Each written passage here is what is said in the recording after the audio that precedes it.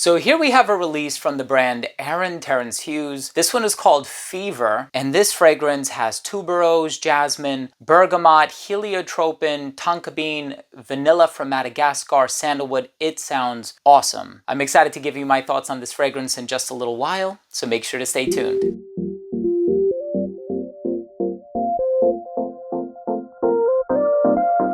Now, before I begin today's episode and I give you my thoughts on Fever by Terence Hughes, I'll tell you all about the notes, performance, longevity, comparisons, where to get it, all that good stuff. But before I begin the video, I do want to mention that if you're a fan of fragrance-related content, hit the subscribe button, hit the bell, and also please give this video a thumbs up for the YouTube algorithm. It would really mean a lot to me. So first things first, I know Max Aroma has a lot of Terence Hughes products. I didn't get this from Max Aroma. I don't think Max Aroma has this in stock or if they will be carrying it, but I'm also going to leave a link down to the official website, which I know you can get it from. I did check that earlier this morning, and as it turns out, they're out of stock, but I'm hoping that stock does get replenished soon because this is awesome. I see a lot of people really enjoying this one, but I'm going to leave links to both of them down below, so definitely make sure to check them out. And the cool thing about Max Aroma is you can actually buy samples of fragrances, so you don't have to commit to a full blind buy and spend hundreds of dollars not knowing if you're going to like the fragrance or not. So looking at the note breakdown, jasmine, heliotrope, there is, vanilla and sandalwood and tonka bean, and it just smells divine, and I've had the opportunity to play around with it for a while now. I know there's also blue fever and red fever. I have all of them. So if you would like me to cover those on the channel, just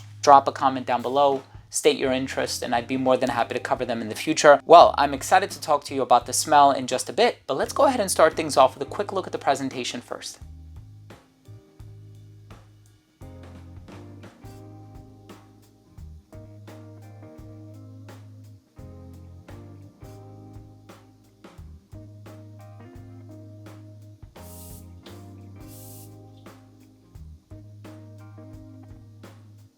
Now, right in the opening of this fragrance, you are going to get this sort of vanilla jasmine combination. I know there's a bergamot ingredient in here that is exclusive to the house of Terence Hughes. Bergamot smells delightful, very bright, it's very joyful, it's a really animated ingredient, very ephemeral, so you're not going to get it for a very long time, which is totally understandable, of course, when it comes to a lot of citrus ingredients, not exclusive to bergamot, but it smells quite fresh in the opening. It's very easy to pull off. You are going to get unisex vibes from it right away. You give this one a chance to dry down. The vanilla is steady, but it's never too strong. And I feel like it's a nice balance between the vanilla and the tonka bean. So they kind of coalesce to create this sweet smoothness, as I call it. And it's never too sweet, and I think that's because there are a number of other ingredients in here sort of taming it down. And what I find to be quite interesting is with the heliotrope that's in here, it's a floral ingredient, but heliotrope is said to smell like almond. So you have this almondy aroma, which is not too intense, and then you have vanilla, and then you have jasmine, and all three of those ingredients are also found in Pegasus by Parfum de Marly, and they're also found in Hypnotic Poison by Christian Dior, which came out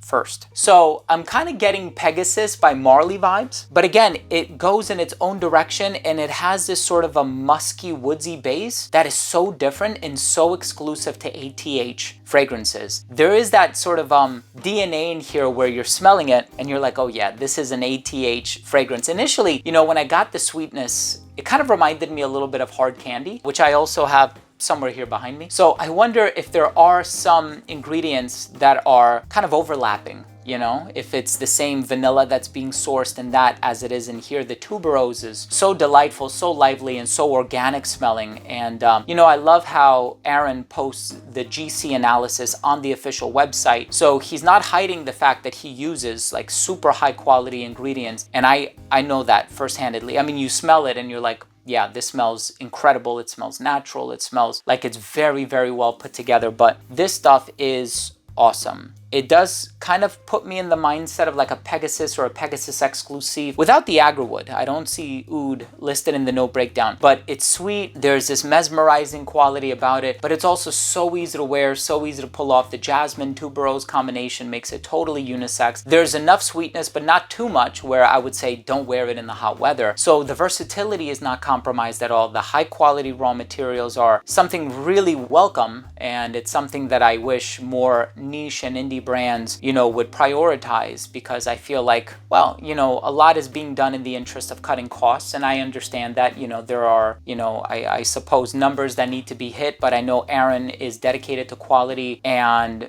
you know, every single one of his fragrances that I've tried, even Aurora and a number of others that I have in a recent, you know, package that I received, and I can't wait to cover them all on the channel in due time. But nevertheless, this one is awesome. Fever is wonderful. Try it if you can. Red Fever and Blue Fever are in the queue if you wish for it to be in the queue. Let's go ahead and finish things off with my overall assessment. So first up, in terms of the uniqueness and the overall smell, of course I did make a comparison to Pegasus and Pegasus Exclusive by Marley, but at the end of the day, this fragrance is unique. It does its own thing, and I'm super stoked to have it in my collection. And I'm really glad that Aaron prioritizes quality in his fragrances, because this one is no exception. Overall smell is very likable, mass appealing, yes, and it's the type of fragrance that I foresee people getting complimented on. Longevity is 10 plus hours, as is the case with all ATH fragrances, yes, even Odyssey and some of the lighter ones. Projection on this one, very good for the first hour of application. It radiated just a little bit beyond an arm's length. It became an elbow's length scent right around hour 7 or 8, a skin scent right around hour 10. Versatility, any season, any occasion, anybody of any age, incredibly versatile. And the presentation I think is wonderful. I took the sticker off of the label here, but metallic label. You have the crystals on the cap,